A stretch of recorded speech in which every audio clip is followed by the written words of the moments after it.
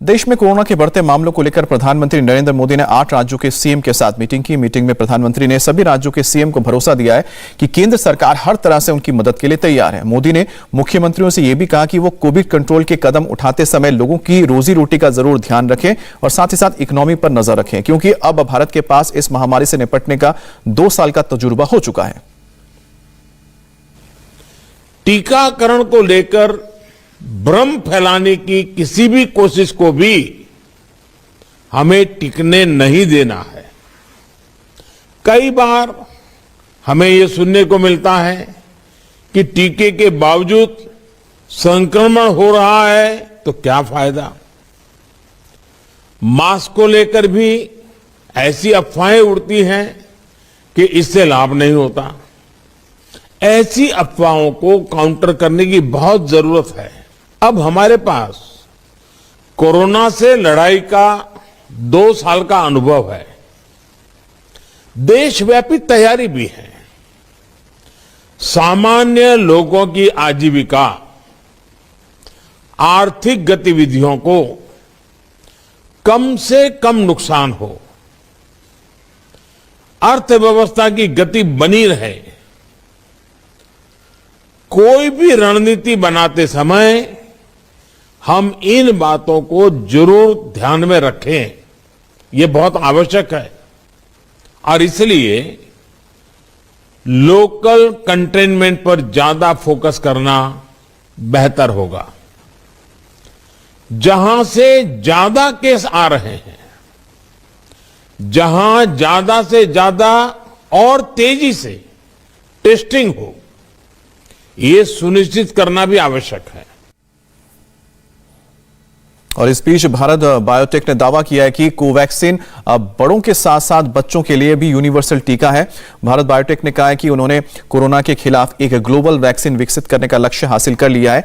यही नहीं, लाइसेंस के लिए भी लक्ष्य पूरे कर लिए गए हैं। भारत बायोटेक का दावा है कि कोवैक्सीन की बूस्टर डोज ओमिक्रॉन और डेल्टा वेरिएंट को रोकने में सक्षम है। जिन लोगों को कोवैक्सीन की बूस्टर डोज शुरुआती 2 खुराक 6 महीने के बाद दी गई है, उनमें ओमिक्रॉन और डेल्टा वेरिएंट के खिलाफ एंटीबॉडी बनती पाई गई है। यूपी चुनाव के लिए कांग्रेस और समाजवादी पार्टी ने अपनी पहली लिस्ट जारी की है और अब आज बीजेपी की बारी है। बीजेपी ने अपनी लिस्ट तैयार कर ली है और इस पर मुहर लग चुकी है।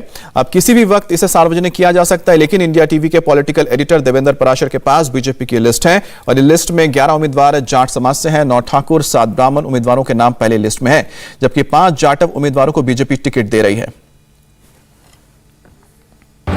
यूपी में बीजेपी उम्मीदवारों की पहली लिस्ट के मुताबिक 172 उम्मीदवारों में योगी कैबिनेट के बड़े बड़े मंत्रियों और जिन बड़े बड़े नेताओं के नाम हैं वो देख लीजिए। मथुरा से ऊर्जा मंत्री श्रीकांत शर्मा चुनाव लड़ेंगे। रक्षा मंत्री राजनाथ सिंह के बेटे पंकज सिंह नोएडा से ही चुनाव लड़ेंगे। मेरठ के सरधना से संगीत सोम लड़ेंगे। पश्चिमी यूपी में होने वाले ये वो बड़े नाम हैं जिन पर पहले चरण में सबकी नजर बनी रहेगी। नाम हाई प्रोफाइल हैं और बीजेपी सरकार के कामकाज के अलावा उनकी पॉलिटिक्स की साख भी माने जाते हैं। 172 उम्मीदवारों की पहली लिस्ट बीजेपी के लिए ओपनिंग बैटिंग की तरह है।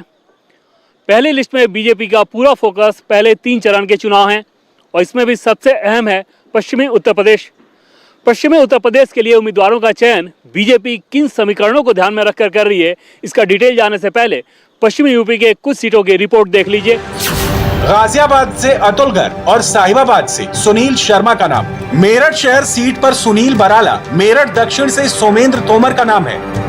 मेरठ में 7 विधानसभा क्षेत्र है और अभी 3 टिकट को लेकर जानकारी मिली है। मेरठ शहर और मेरठ दक्षिण के अलावा मेरठ कैंट से इस बार बीजेपी मौजूदा विधायक सत्यप्रकाश अग्रवाल के बेटे को खड़ा कर सकती है। आगरा शहर से योगेंद्र उपाध्याय, छावनी विधानसभा क्षेत्र से जीएस धर्मेश, छाता सीट से चौधरी लक्ष्मी नारायण, दादरी से तेजपाल नागर, अतरौली से संदीप सिंह और जेवर से धीरेन्द्र सिंह। इंडिया टीवी हर वक्त हर जगह डाउनलोड करने के लिए सर्च करें India TV news Google play store या ऐप स्टोर पर।